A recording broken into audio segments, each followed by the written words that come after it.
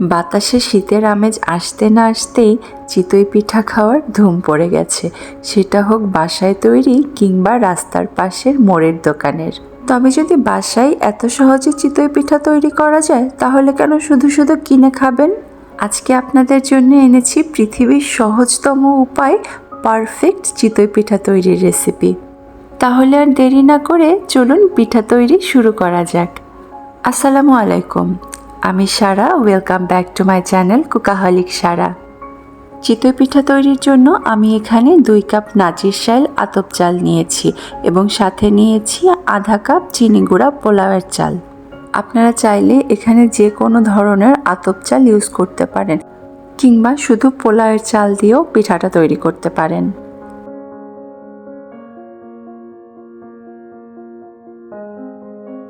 আমি এখানে আগে থেকে চালগুলো পরিষ্কার করে ধুয়ে নিয়েছি। এরপরে এতে অ্যাড করছি ফুটন্ত গরম পানি। একটা কথা বলে রাখি, চিতই পিঠাতে সবসময় আপনারা গরম পানি ইউজ করবেন, সেটা ব্যাটার তৈরি করার পরে পানি অ্যাড করার ক্ষেত্রে হোক কিংবা এই যে চালটা ভিজিয়ে রাখার জন্য, এতে পিঠাটা একদম নরম তুলতুলে হয়। এরপরে এই চালটাকে আমি ঢেকে রেখে দিচ্ছি সারা রাতের জন্য। তবে আপনাদের হাতে যদি সময় না থাকে, মোটামুটি 3 থেকে 4 ঘন্টা ভিজিয়ে রাখলেও চলবে, তাতে চালটা ভালো মতো ব্লেন্ড হয়ে যায়। 7 থেকে 8 ঘন্টা পরে ব্যাটার তৈরির জন্য ব্লেন্ডারের জাগে আমি চালটা নিয়ে নিচ্ছি।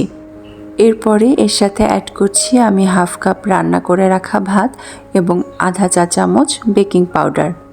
এই যে আমি এখানে ভাত এবং বেকিং পাউডারটা ইউজ করলাম, এটা আপনারা অবশ্যই দিবেন, কারণ এটাতে পিঠাটা ভীষণ ফুলকো হয় এবং আপনাদের টেনশন থাকবে না কোনো যে পিঠাটা হবে কি হবে না। এরপরে স্বাদ অনুযায়ী লবণ দিয়ে আমি এখানে 1 কাপ পরিমাণে হালকা কুসুম গরম পানি দিচ্ছি। তবে আমি বলবো আপনারা প্রথমেই অনেক বেশি পানি দিবেন না, চালের গা মাখা মাখা হয়ে থাকবে এই পরিমাণে দিবেন, এতে আপনাদের ব্লেন্ডারে ব্লেন্ড করতে সুবিধা হবে। এবং এরপরে যদি আপনার ব্যাটার পাতলা করার প্রয়োজন হয়, তবে সেটা পরে পানি দিয়ে অ্যাডজাস্ট করে নেওয়া যাবে। এখানে আমি ব্লেন্ডারে খুব মিহি করে চালটাকে ব্লেন্ড করে নিয়েছি। যেহেতু ব্যাটারটা খুব ঘন ছিল, তাই আমি এখানে আরও 1.5 কাপ পরিমাণে কুসুম গরম পানি অ্যাড করেছি। তবে চাল ভেদে পানিটা কম বা বেশি লাগতে পারে, তাই আমি বলবো আপনারা একেবারে পানি না দিয়ে একটু একটু পানি অ্যাড করে দেখে বুঝে নেবেন। এই যে দেখুন, ব্যাটারটা খুব বেশি ঘন হবে না, আবার একদম খুব বেশি পাতলাও হবে না। এখন চাইলে সরাসরি এই ব্যাটারটা থেকেই আপনারা পিঠা তৈরি করে নিতে পারেন, তবে আমি বলবো যদি আধা ঘন্টা রেস্ট দিতে পারেন, তাহলে একটা বেটার রেজাল্ট পাবেন। এদিকে একটা লোহার কড়াই আমি হাই হিটে গরম করে নিয়েছি, এমন গরম যে কড়াইটা থেকে ধোঁয়া উঠছে। এখানে পিঠা তৈরির আগে আমি তেল দিয়ে কড়াইটাকে গ্রিস করে নিচ্ছি। এরপরে সামান্য একটু পানি দিয়ে একটা ভেজা ন্যাকড়া দিয়ে কড়াইটাকে মুছে নিচ্ছি। চিতই পিঠা তৈরির ক্ষেত্রে চুলার আঁচটা অনেক বেশি ইম্পর্ট্যান্ট। কড়াইয়ে ব্যাটারটা দেওয়ার আগে কড়াইটা একদম আগুন গরম করে নিতে হবে হাই হিটে। এরপরে যখন ব্যাটারটা দিবেন, তারপরে চুলার আঁচটাকে মিডিয়াম টু লো হিটে রেখে 3 থেকে 4 মিনিটের জন্য পিঠাটাকে তৈরি করে নিতে হবে। এই যে দেখুন, আমার প্রথম পিঠাটা তৈরি। আলহামদুলিল্লাহ, প্রথম পিঠাটাই ফুলে উঠেছে।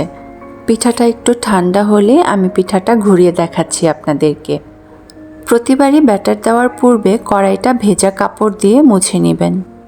আচ্ছা, তখন যে চুলার আঁচের কথাটা বলছিলাম, চুলার আঁচটা যদি খুব বেশি হাই হিটে রাখেন, তাহলে পিঠার নিচটা পুড়ে যাবে এবং ভেতরে কাঁচা থাকবে। আর যদি পিঠাটা আপনি একদম লো হিটে বানাতে চান, তাহলে পিঠাটা ফুলবে না। তাই হাই হিটে কড়াইটা গরম করে তারপরে ব্যাটার দিবেন এবং চুলার আঁচটাকে তারপরে মিডিয়াম টু লো হিটে রাখবেন। এই যে দেখুন, আমার প্রথম পিঠাটা অসংখ্য ছিদ্রযুক্ত এবং নিচে ক্রিস্পি, উপর থেকে তুলতুলে নরম, যেটা চিতই পিঠার অন্যতম বৈশিষ্ট্য। এরই মাঝে আমি একটু আমার কড়াইটা চেঞ্জ করেছি, কারণ আমি পিঠাগুলোকে একটু বড় করে তৈরি করতে চাচ্ছিলাম। এই যে দেখুন, পরের পিঠাগুলো মাশাআল্লাহ আরও বেশি ফুলেছে।